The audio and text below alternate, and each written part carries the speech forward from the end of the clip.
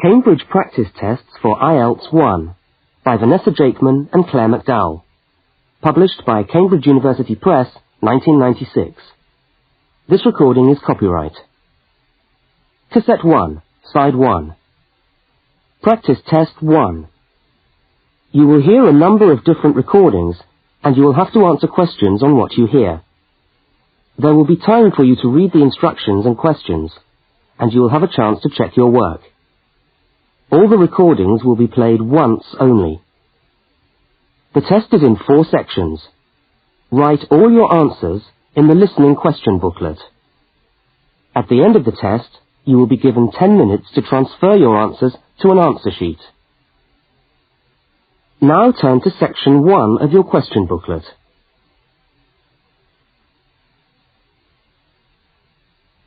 Section 1. You will hear a telephone conversation between a woman and a police officer. First, look at questions 1 to 5. For each of the questions, 4 alternatives are given. Decide which of the alternatives, A, B, C, or D, best fits what you hear on the tape, and circle the appropriate letter.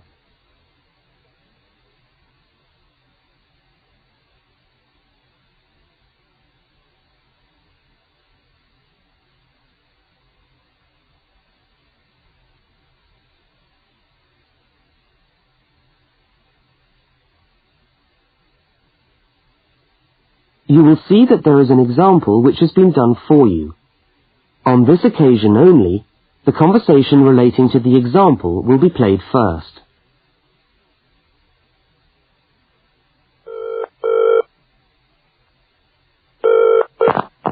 Good evening, City Police. Can I help you? Oh, hello. I'd like to report a stolen briefcase, please. Just a minute and I'll put you through. The woman says she wants to report a stolen briefcase, so A has been circled. Now we shall begin. You should answer the questions as you listen, because you will not hear the recording a second time. Now listen carefully to the first part of the conversation, and answer questions 1 to 5.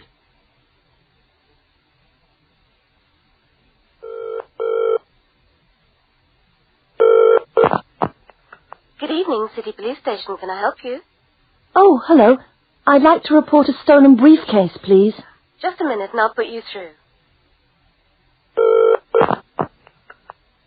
Lost property, can I help you? Oh, yes. I've had my briefcase stolen. Okay, I'll take some details. Tell me what it looks like, first of all. Well, it's a soft leather one, you know, not a heavy box type like a man's.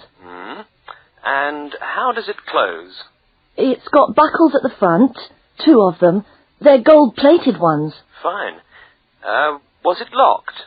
No, I'm afraid not. Never mind. Any distinguishing features? Pardon? Any marks or badges on it that make it stand out? Only the brand name. And where's that? It's on the back, at the bottom in the left-hand corner. It's saggy. Oh, and there's a scratch. It's quite bad, but small, directly above the brand name. I did it recently, putting it on my bike. I've got that. So, what did you have inside the briefcase? Well, all my papers from college. It's so frustrating, but thank goodness for computers, I haven't lost them completely. Yes, you're lucky. I had my wallet in my pocket, so I didn't lose that. But there were also my pens, which I got for my birthday, and a novel I was planning to read on the train. Right. Where exactly did you lose the briefcase? Well, I couldn't believe it. I was standing on the platform. It was right next to me. You were holding it? I'd just put it down on the floor, but I could almost feel it beside me. I was watching for my train because sometimes it comes early, and then next time I looked, my briefcase wasn't there. And what time was this?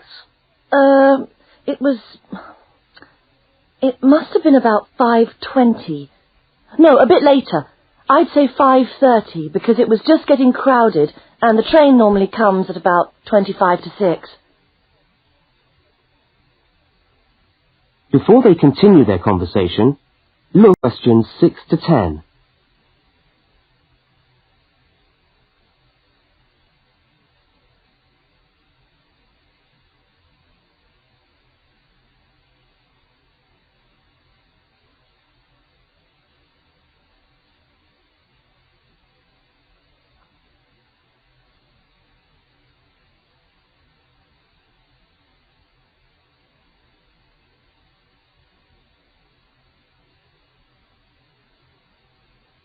As you listen to the rest of the conversation, complete the form by filling in the numbered spaces 6 to 10.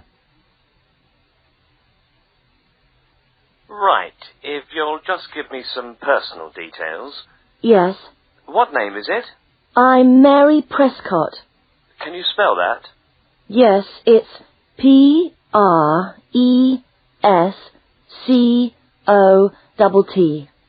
And your address?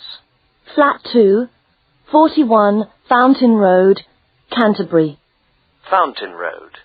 Yes, number 41. And have you got a contact telephone number? Yes, it's 752239. 752239. Fine. One last question. What would you say the value of your briefcase is? Including the contents? Yes. Just a rough estimate is fine. Oh, I'm not sure. Well, the briefcase itself is quite new. I bought it last month for £40. I suppose about £65. The contents are worth about £20 or £25 at least. That's fine. Well, if you could come down to the station tomorrow, you can sign this form and have a look at what we've got here. Okay, thanks. Bye. Goodbye.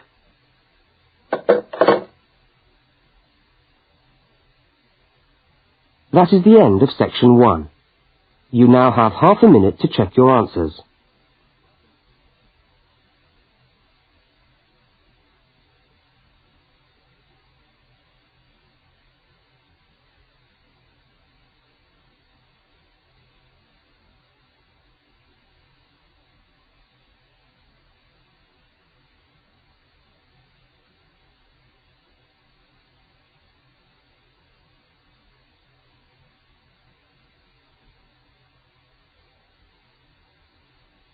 Now turn to section 2.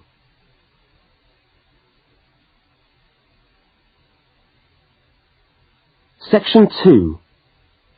You are going to hear a news report from an Australian radio program.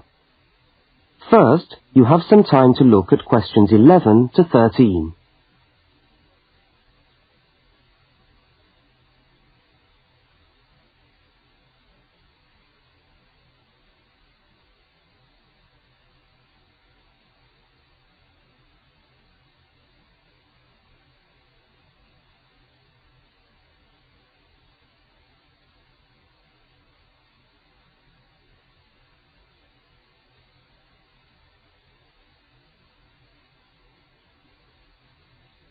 Now listen to the news headlines and tick the 3 other items which are mentioned.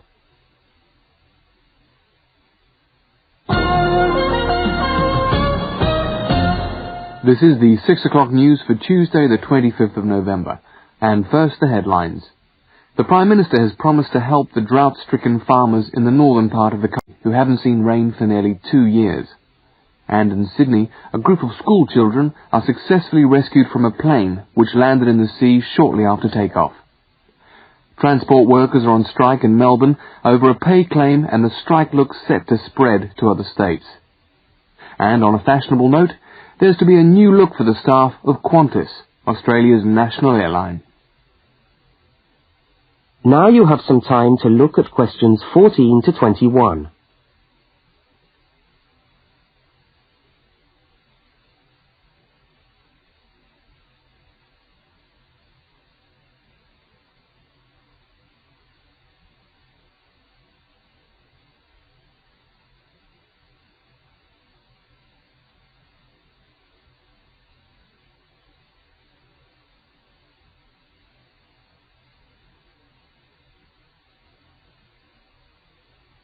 As you to the rest of the news, complete the notes in the spaces provided. The Prime Minister has pledged today that he will make $250 million available to help the drought-stricken farmers who have not seen rain for years get through the next 5 years. Money that was to have been spent on the restructuring of Sydney's road system has been reallocated to what the Prime Minister described as a more worthy cause. Farmers are to receive financial assistance to help see them through the worst drought in over 50 years. Many farmers feel that while the money is welcome, it has come too late to save them and their farms from financial ruin, and are angry that the government did not act sooner. A group of school children who were travelling in a privately chartered aeroplane from Sydney to Queensland to take part in a musical concert found themselves swimming for the shore when their aeroplane had to land in the sea just 3 minutes after taking off from Sydney Airport. They managed to bring the aircraft and its 50 passengers down safely in the calm waters of Botany Bay, where boats and pleasure craft were able to come to the rescue of the boys. The fact that it was a weekend meant that there were hundreds of boats in the bay enjoying the good weather, and this undoubtedly helped the rescue operation. "We owe our lives to the skill of the pilot," said one of the boys, but the pilot replied modestly that it was all part of a day's work. However, all their musical instruments were lost, and they never got to play at the concert. That is the end of section 2. You now have half a minute to check your answers.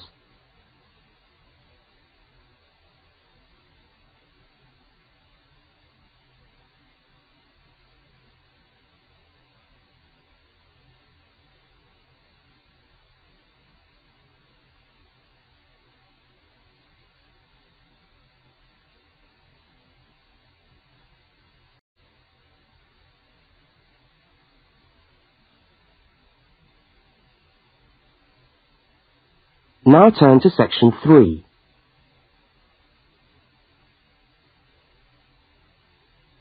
Section 3. In this section, you will hear a conversation between a university student and a university lecturer. Look at questions 22 to 25. For each of the questions, 4 alternatives are given. Decide which of the alternatives best fits what you hear on the tape and circle the appropriate letter.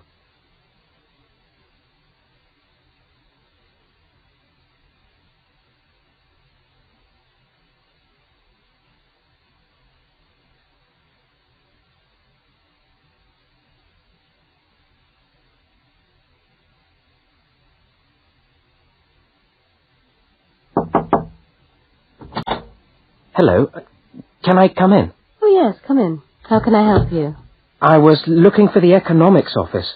I've been all over the arts faculty building looking for it, but I could only find the School of Accounting and Economic History. Is this the right place? Yes, this is the School of Economics. Oh, good. I'm a new student, and I was wondering if someone could give me some information. Well, I might be able to help. I lecture on that program. What do you need to know? Oh, quite a few things, actually. Firstly, how many lectures a week do I have to attend? Well, the Economics 1 course is a double unit. So there are 2 lectures a week and 1 tutorial. Oh. The lectures are scheduled for Tuesday and Thursday. What time? Let me see. You know, this information is all in the handout, which you should have received yesterday at the orientation meeting. Was there a meeting yesterday? I didn't know about that. No one mentioned... Yes, there was. But never mind. Now, lectures are at 4 in the afternoon. 4's a bit late. I've got a part-time job that starts at 4:30. Well, you can't be in 2 places at once, can you? And attendance at lectures is necessary. We expect at least 90% attendance at this university, you know. 90%? That's high. Do they enforce that rule? Yes, we do. We're pretty strict about it, actually. And what times have been set down for the tutorials? Do you have that information? That's a very well-attended course, so there's a number of tutorial times. Monday, Wednesday and Friday, all at 9 o'clock. Yours will be allocated at the first lecture. Can't I choose the time? Maybe, maybe not. You'll have to talk to the lecturer on the course. Dr. Roberts is his name. Oh, okay. Now look at questions 26 to 31.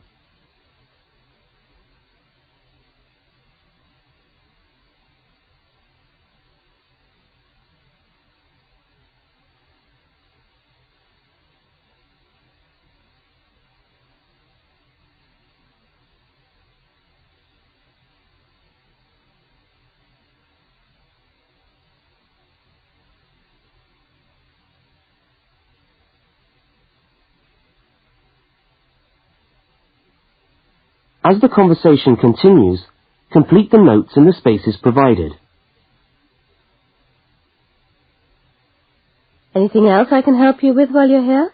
Well, yes, actually. Do you know what the course requirements are? I mean, how much work is expected for this course? Well, you have to complete a tutorial paper. What does that involve? Well, it's a piece on a given topic based on some set reading texts. You'll have to give a small talk to your tutorial group. Oh, how long does that have to be? Oh, about 25 minutes usually. I have to talk for 25 minutes? Yes, that's right. And then you have to write up your piece of work and give it to the lecturer to be marked. Right. And is that all? No. You also have to complete a 3,000-word essay on a topic. Can I choose the topic? Yes, usually you can. Right. That shouldn't be too bad. And in addition to that, there is an exam. An exam? What sort of exam? Well, it's an open book exam. Does that mean I can have the textbook with me during the exam? Yes, that's right. And can you give me any idea about the content of the first year of economics, so that I can get into some reading? Well, you'll be getting the reading list next week when lectures start. All the books are in the library. Yes, but won't everyone else them out as soon as they get the reading list too? Well, yes, they might. But most of the important ones are held in closed reserve. That's a part of the library where you can go to read books, but you can't take them out of the building. What did you call that section of the library? Closed reserve. However, we do recommend that you buy the core books. You'll find them useful and you'll need them for the exam. Yes, I suppose I will. But what is the focus of the course? Well, the course at this university has a vocational focus. That is, a focus on preparing its graduates for work.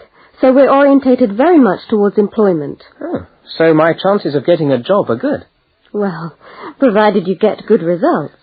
Well, look, thanks for your time. You've been really helpful. That's fine. See you next week, then.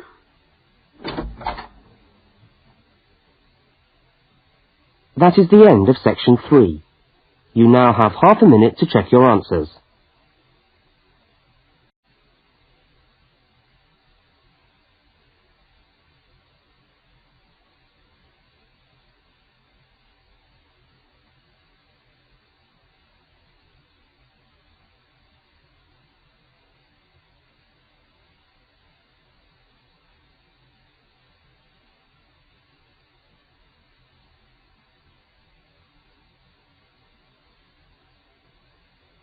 Now turn to section 4. Section 4. You will hear a talk given by a university lecturer about the structure of the university. First, look at questions 32 to 36.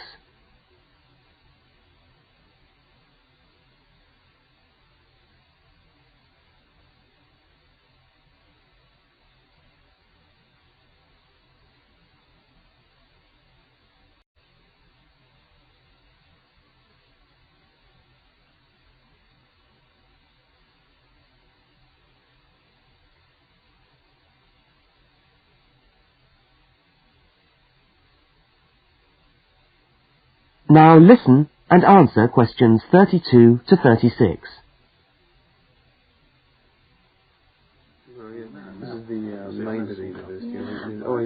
Good morning and welcome to the University of Westlands. My name is Marcia Mayhew and I'm the coordinator of the Bachelor of Social Science degree. This morning I'd like to tell you about the structure of the university and about some of the requirements of the degree that you're about to enter.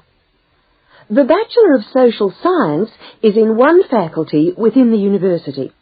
That is the faculty where I work, known as Arts and Social Sciences. Here on this campus we also have the faculties of architecture, law and science and technology, among others.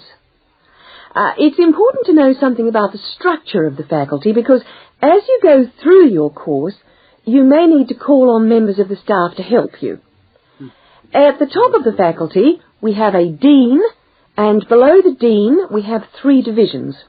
Each division has a divisional head, and your degree is located in the Division of Social Sciences. Within each of the divisions, there are the departments, and each of these offers the different degrees. For instance, 2 of the departments which offer the major subjects for your award are sociology and psychology. Each has a departmental head, but for practical purposes, the people you are going to see the most of are myself as coordinator of the social sciences degree and the actual lecturers who are teaching the subjects that you are taking. For instance, in the first semester, you'll be doing 4 subjects: psychology, sociology, history and economics. If you have any problems or difficulties, not that I'm anticipating you will, but you never know, then you should go and see your lecturers.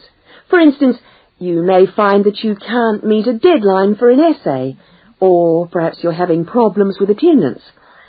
These seem to be the 2 most common problems that students face.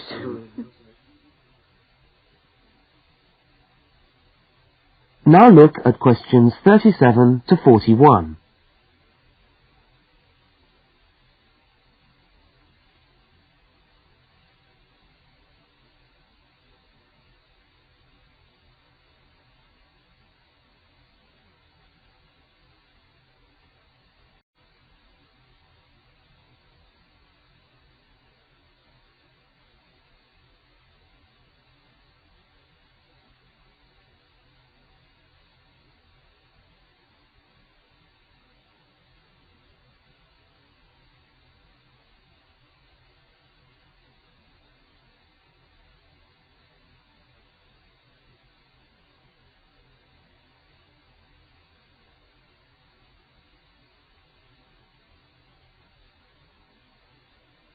As you listen to the rest of the talk, answer the questions 37 to 41. If your lecturers are unavailable, you can always come and see me in my office. I'm available on Wednesday and Thursday mornings and on Friday afternoons. Outside these hours, perhaps you could ring the secretary and make an appointment. Now, you know that all of the subjects which you undertake in the first year are composed of lectures and tutorials. A lecture is about an hour long and a tutorial usually runs for about 2 hours. A lecture is rather like what I'm doing now, where one person will talk to all of you together on a subject. Now, we do ask you to try to attend the lectures. A tutorial is perhaps where most of the learning occurs at a university. You will be divided into groups of between 12 and 15 students, and each week one of you will have to present a piece of work to the group as a whole, and then the group will discuss what you've said. It's this discussion, this exchange of ideas, which really constitutes the basis of university learning, in my view. Listening to lectures in many ways is just giving you information access for yourself in the library. But the discussion at the tutorial is very important. This doesn't mean that you shouldn't go to the lectures, though. Other factors to be particularly concerned about are the structure of essays and delivery of written material. And in particular, I would like to mention the question of plagiarism. Plagiarism is taking other people's work without acknowledging it. That is, without saying where it comes from. Now, of course, all essays are based on research done by other people, but you must remember to attribute the work to the original writer. And while it's a good idea to work with other people, don't hand in work which is exactly the same as your friend's work, because we will notice. If you don't acknowledge the source of your information, then you run the risk of failing the subject, or in very serious cases, you might be denied entry to the university. Last but not least, stay in touch with us. If things are getting you down, don't go and hide. Come and talk to us about it. That's what we're here for. Right. Thank you very much for coming along today.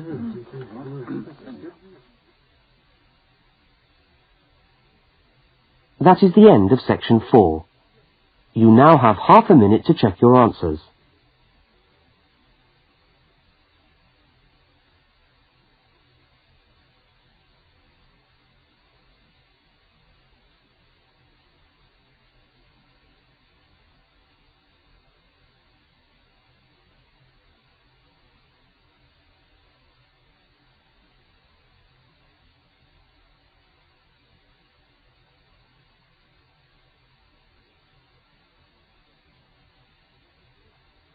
That is the end of the listening test.